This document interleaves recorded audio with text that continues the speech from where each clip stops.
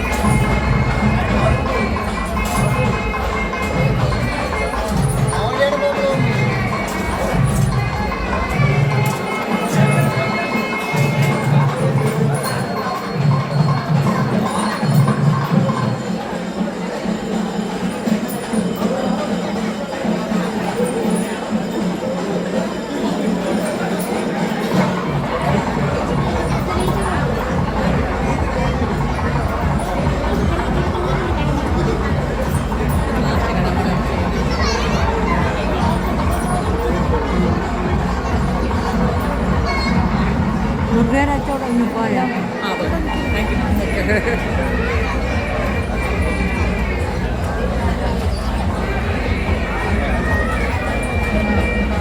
പാൽക്കാവ് ഇതാണ് പാൽക്കാവ്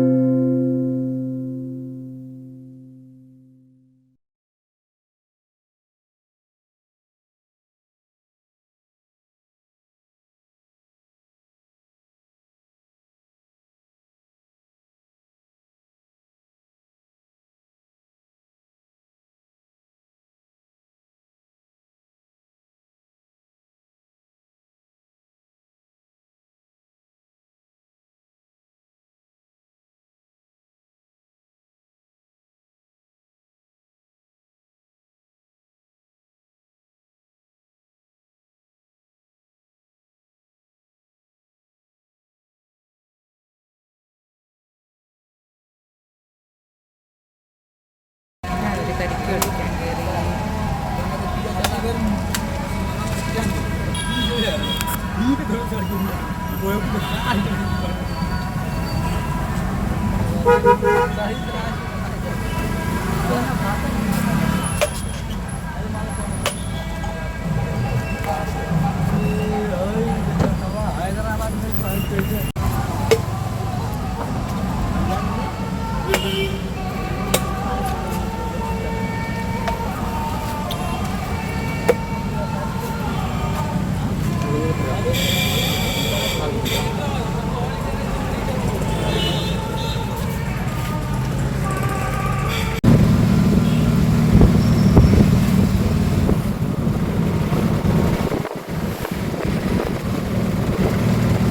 ഇപ്പം എന്താ പറയുക, ആ മൃഗക്ഷേത്രത്തിൽ പോയി ഈയോ കാവടി കണ്ടു.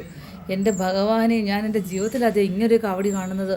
ഞാൻ അതിനകത്ത് എൻ്റെ ഈ വീഡിയോകൾ തുടർന്ന് കാണുമ്പോൾ തന്നെ അറിയാൻ പറ്റും. എന്താണെന്ന് വെച്ച് കഴിഞ്ഞാൽ പുറത്ത് കുത്തിയിട്ടിട്ട് ഹുക്ക് പോലെ കുത്തിയിട്ടിട്ട് ഇങ്ങനെ എന്താ പറയുക, തടിയിലൊക്കെ തൂക്കിയിട്ടേക്കുന്നു. മാത്രമല്ല ചെള്ളക്കൂടെ കുത്തിയിട്ട് നാക്കിൽ കൂടെ കുത്തി വേല് കുത്തി ഇറക്കിയിട്ടൊക്കെ യാതൊരു അവർ തന്നെ അറിയണില്ല, പെയിനൊന്നും അറിയില്ല. പക്ഷേ ഈ വേലൊക്കെ കുത്തി ഇറക്കിയിട്ട് അകത്തേക്ക് ചെന്നിട്ട് തിരിച്ചു വരുമ്പം 2 ചെള്ളയ്ക്ക് ഫാസ്മ ഇട്ട് വരുമ്പോൾ ഒരു ബ്ലഡിൻ്റെ മയം പോലെ. നമ്മുടെയൊക്കെ എൻ്റെ കൈയൊക്കെ ആണെങ്കിൽ പിച്ചാത്തുണ്ട് മുറിയാണെങ്കിൽ തന്നെ എന്തൊരു വേദനയാണ്. ഞാൻ ശരിക്കും പറഞ്ഞു കഴിഞ്ഞാൽ അയ്യോ എന്തൊരു സങ്കടമാണ് എനിക്ക്. പിന്നെ ഒന്നും ചെയ്യാൻ പറ്റാത്ത അവസ്ഥയാണ്. പക്ഷേ ശരിക്കും ഇതൊക്കെയാണ് ഭഗവാന്റെ കളികളെന്ന് പറയണത്. കാരണം വെച്ച് കഴിഞ്ഞാൽ ഞാൻ ഇന്ന് രാവിലെ വിചാരിച്ചെല്ലാം റെഡിയാക്കി വെച്ചിട്ട് ഇന്ന് പതിവില്ലാണ്ട് ഞാൻ കരുതി എനിക്കൊന്ന് കാവടി കാണാൻ പോകാമെന്ന്. അങ്ങനെ ഞാൻ കാവടിയായിട്ട് കാണാൻ പോയാൽ കണ്ടപ്പോൾ ഞാൻ വിചാരിച്ചു അയ്യോ ഞാൻ വന്നത് എന്ത് നന്നായി, ഇല്ലെങ്കിൽ നഷ്ടമായി പോയനായിരുന്നു കണ്ടത്. ഭഗവാനെ കാണാൻ പറ്റി, നന്നായിട്ട് തൊഴാൻ പറ്റി. അതിനേക്കാളുപരി ആ വേല് കുത്തി ഇറക്കിയിട്ടുള്ള അവരുടെ ആ ഒരു അവർക്ക് തന്നെ അറിയില്ല. അവർ പരിസരബോധം പോലും മറന്ന് എല്ലാം മറന്ന് അതിൽ മാത്രം ലയിച്ചിട്ട് അവരാ വേലും കുത്തി ഇറക്കിയിട്ടുള്ള അവരുടെ യാത്രകൾ ശരിക്കും കാണേണ്ട കാഴ്ചയാണ് കേട്ടോ. അപ്പോൾ പക്ഷേ ഇതിപ്പോൾ തിരുവനന്തപുരത്താണ്, അതുകൊണ്ട് എനിക്കറിയില്ല ഓരോ നാട്ടിലും എങ്ങനെയാണ് അവിടുത്തെ രീതി എന്നൊന്നും എനിക്കറിയില്ല. പക്ഷേ ഞാനിപ്പോൾ കാണുന്നതിൽ പറയും പൂജകളൊക്കെ ഞാനിപ്പോൾ കാണുന്ന എല്ലാ ക്ഷേത്രങ്ങളിലൊക്കെ ഞാൻ പൊതുവെന്നൊരാളെങ്കിലും പക്ഷേ ഒരുപാട് പൂജയും കാര്യങ്ങളൊക്കെ ഭയങ്കര പ്രാധാന്യം ട്രിവാൻഡ്രം ക്ഷേത്രങ്ങളിലൊക്കെ. അപ്പോൾ അതുകൊണ്ട് നല്ല ഭംഗിയാട്ടോ ശരിക്കും. അതുകൊണ്ട് ഭഗവാൻ എന്ന് തൊഴാൻ പറ്റി തൈപ്പൂയായിട്ട്. അപ്പോൾ ആ കാഴ്ചകളൊക്കെ ഞാൻ നിങ്ങൾക്ക് ആ വീഡിയോയിൽ 1x1 ആയിട്ട് കാണിച്ചു തരുന്നുണ്ട്. സമയത്ത് റെയിൽവേ സ്റ്റേഷനിൽ നിൽക്കുകയാണ്. ഞാനങ്ങ് യാത്ര പോരൊന്നുമല്ല, എനിക്ക് കുറച്ച് തേയില വരുന്നുണ്ട്, അത് വാങ്ങാൻ വേണ്ടി നിൽക്കുകയാണേ. അപ്പോൾ വന്നപ്പോൾ എന്തൊരു നീറ്റ് ആൻഡ് ക്ലീൻ നോക്കിയേ. More than 11 crore toilets. സത്യം എന്ത് രസമാണെന്നറിയാമോ.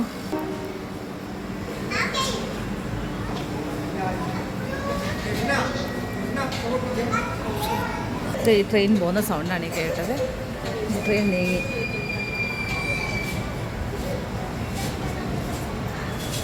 പ്ലാറ്റ്ഫോമൊക്കെ എത്ര നീറ്റ് ആൻഡ് ക്ലീൻ ആണെന്ന് നോക്കി. ഈ എന്ത് ഭംഗിയാണെന്നറിയാമോ. ഒറ്റൊന്നും അല്ല കേട്ടോ, എന്തൊരു നീറ്റ് ആൻഡ് ക്ലീനാണ് എല്ലായിടവും. അപ്പം നല്ല രസം കേട്ടോ ഇങ്ങനെ വന്നിരിക്കുന്ന ആ ഒരു ഇതുണ്ടല്ലോ.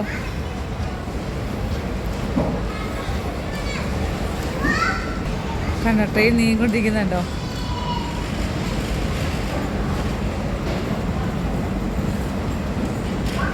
ഒറ്റയ്ക്കാണെങ്കിൽ എന്താ പറയുക, യാത്രകൾ ആസ്വദിക്കുക അല്ലേ, അതല്ലേ വേണ്ടത്. ഒറ്റയ്ക്കാന്ന് പറഞ്ഞിട്ട് വീട്ടിൽ കുത്തിയിരുന്നിട്ട് എന്നാ ചെയ്യാനാ. എന്നാൽ നമ്മൾ പോകുന്ന വഴികളിൽ ഓരോ കാര്യങ്ങളും കണ്ടിട്ട് ഇങ്ങനെ മനസ്സ് തുറന്നങ്ങ് ആസ്വദിക്കുക. ചെയ്യാണ്ടായി കിടന്നു കഴിഞ്ഞാൽ വല്ലതും കാണാൻ പറ്റുമോ? ഒന്നും കാണാൻ പറ്റത്തില്ല. ഇപ്പം അല്ലേ നമുക്കെല്ലാം കാണാൻ പറ്റൂ. അപ്പോൾ അതുകൊണ്ട് നോക്ക്.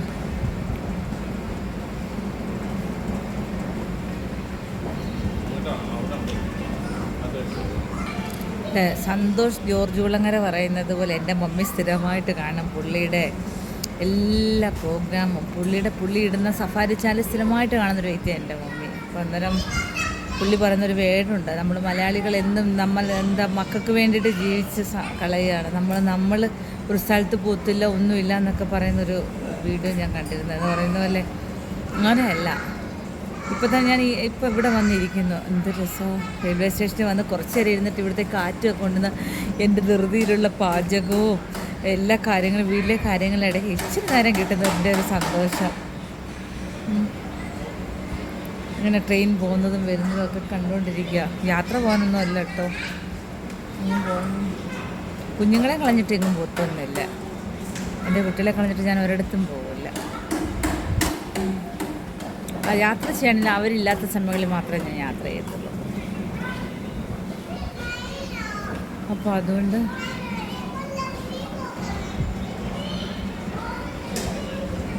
എന്താ രസം.